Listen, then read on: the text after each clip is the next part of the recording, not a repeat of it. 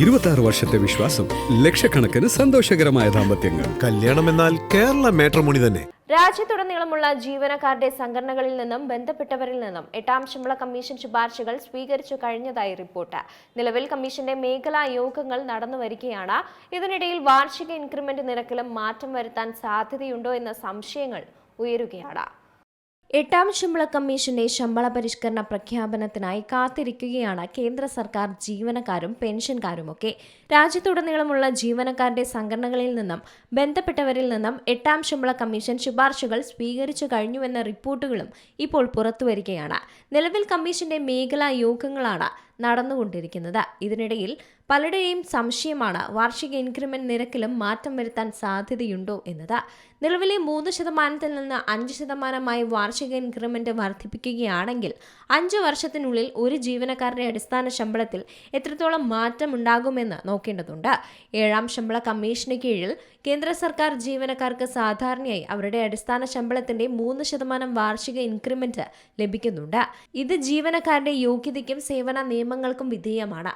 ഓരോ വർഷത്തെയും ഇൻക്രിമെന്റ് പുതുക്കിയ അടിസ്ഥാന ശമ്പളത്തിൽ കണക്കാക്കുന്നതുകൊണ്ട് കോമ്പൗണ്ടിങ്ങിന്റെ ശക്തിയിലൂടെ ശമ്പളം ക്രമേണ ഉയരുന്നുണ്ട്.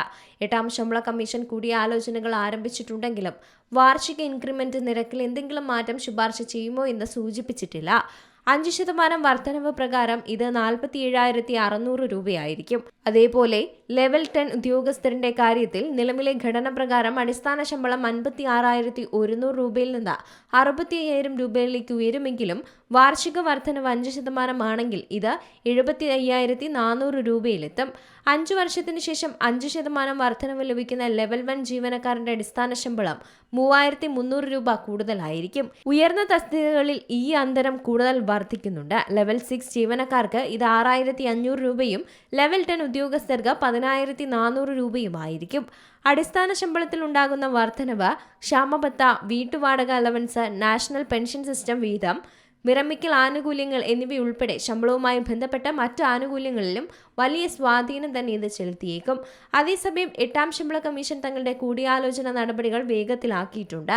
ഡൽഹിയിൽ ഓഗസ്റ്റ് 7, 10 തീയതികളിൽ ബന്ധപ്പെട്ട വിഭാഗങ്ങളുമായുള്ള കൂടിക്കാഴ്ചകളും നിശ്ചയിച്ചിട്ടുണ്ട്.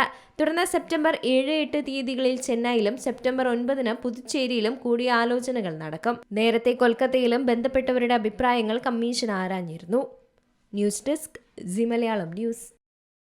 ഏറ്റവും പുതിയ വാർത്തകളും വിശേഷങ്ങളും വിരൽ തുമ്പിലറിയാൻ സീ മലയാളം ന്യൂസ് എല്ലാ ഡിജിറ്റൽ പ്ലാറ്റ്ഫോമുകളിലും ലഭ്യം.